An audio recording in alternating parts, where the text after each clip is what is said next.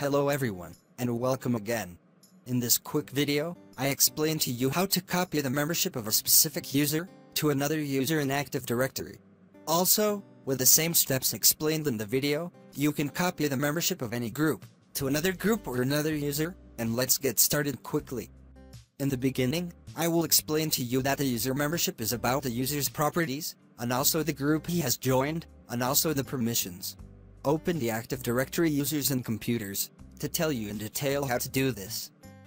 For example, I have two users. The first is called xtest and has specific permissions and is also a member of specific groups, and the other user is called xtest2, and you want to copy the permissions of the first user to the second user quickly and without losing anything. That is, you want it to be an exact copy from the first user, and they will copy the properties of the first user to the second user via PowerShell, where you can enter a command that copies the properties of the first user to the second user easily and quickly.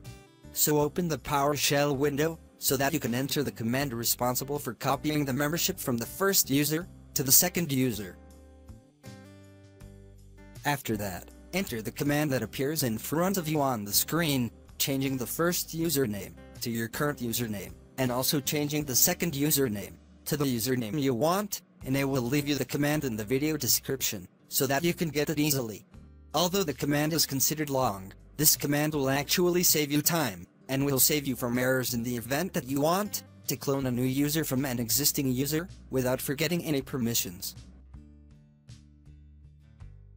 After finishing entering the command correctly, press the enter button, and the command will be executed immediately.